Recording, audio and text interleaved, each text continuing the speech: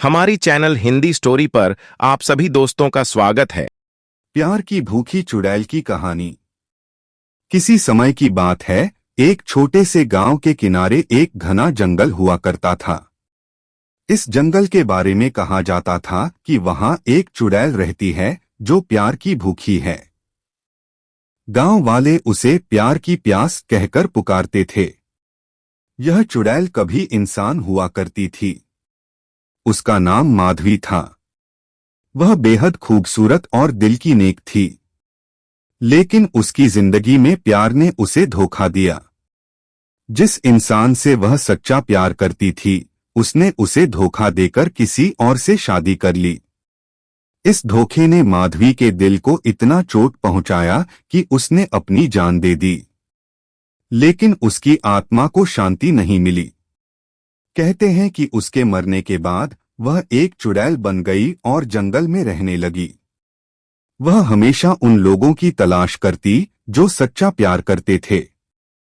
माधवी को यह देखकर खुशी मिलती कि कोई प्यार में सच्चा है, लेकिन जब वह किसी को धोखा देते देखती तो उनका अंत कर देती। एक दिन गांव का एक नौजवान रोहन जंगल के रास्ते से गुजर रहा था। वह अपनी प्रेमिका कविता से मिलने जा रहा था। जंगल में माधवी की आत्मा ने रोहन को रोक लिया। उसने पूछा, क्या तुम सच में कविता से प्यार करते हो? रोहन ने जवाब दिया, हाँ, मैं उससे सच्चा प्यार करता हूँ और अपनी पूरी जिंदगी उसी के साथ बिताना चाहता हूँ। माधवी ने उसकी आंखों में सच्चाई देखी और उसे जाने दिया। लेकिन उसने एक शर्त रखी, अगर तुमने कभी कविता का दिल तोड़ा तो मैं लौटकर तुम्हें नहीं छोड़ूंगी। रोहन ने वादा किया और अपनी प्रेमिका के पास पहुंच गया। उसने माधवी की चेतावनी को दिल से लगाया और जीवन भर कविता से सच्चा प्यार किया।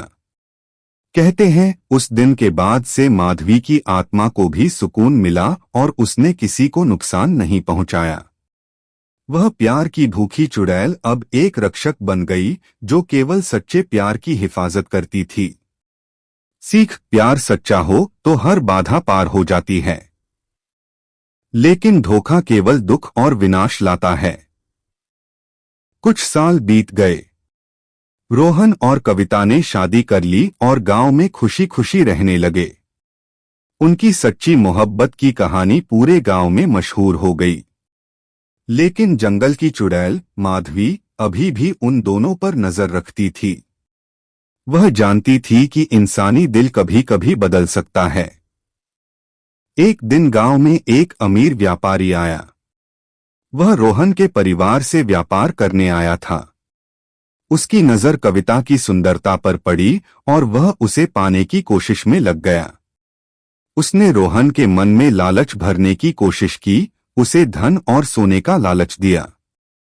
रोहन पहले तो टालता रहा, लेकिन धीरे धीरे लालच में फंसने लगा। एक दिन उसने कविता से झूठ बोला कि उसे व्यापार के सिलसिले में कुछ दिनों के लिए गांव से बाहर जाना होगा। वह व्यापारी के साथ सौदा करने के लिए तैयार हो गया। जंगल के रास्ते पर जब रोहन व्यापारी के साथ जा रहा था तो अचानक हवा का बहाव तेज हो गया। पेड़ों की शाखाएं अजीब अजीब आवाज करने लगीं। तभी माधवी की आत्मा प्रकट हुई। उसकी आंखें गुस्से से जल रही थीं। उसने रोहन से कहा, तुमने वादा किया था कि तुम कविता से सच्चा प्यार करोगे, लेकिन अब तुम लालच में पड़कर उसे धोखा दे रहे हो। तुम्हें इसकी सजा मिलेगी।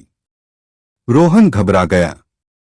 उसने माधवी से माफी मांगी और कहा, मुझसे गलती हो गई। मैं अपने लालच को पहचान नहीं पाया।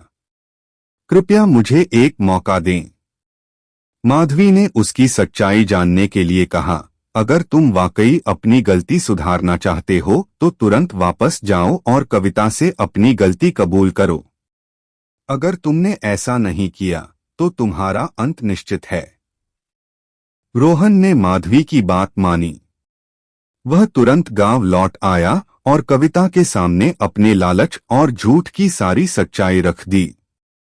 कविता ने उसे माफ कर दिया, लेकिन उससे वादा लिया कि वह कभी लालच या झूठ का सहारा नहीं लेगा। माधवी ने यह सब देखा। उसने सोचा कि शायद अब रोहन ने अपनी गलती से सीख ली है, लेकिन उसने अपना एक संदेश छोड़ दिया, प्यार की परीक्षा हर दिन होती है। अगर तुम सच्चे हो तो यह हमेशा तुम्हारे साथ रहेगा, लेकिन अगर तुम झूठे निकले तो मैं फिर लौटकर आऊंगी। इस घटना के बाद रोहन और कविता ने अपना जीवन ईमानदारी और सच्चाई से बिताया। माधवी की आत्मा ने जंगल को छोड़ दिया और हमेशा के लिए शांत हो गई।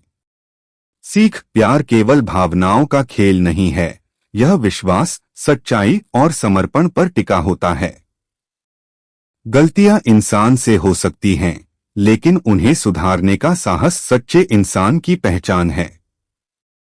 अगर मेरी कहानी आपको अच्छी लगे तो मेरे चैनल हिंदी स्टोरी को लाइक, शेयर, कमेंट और सब्सक्राइब जरूर करें और बेल आइकॉन को जरूर प्रेस करें ताकि आपको मेरी अगले कहानी का नोटिफिकेशन पहुंच सके। धन्यवाद।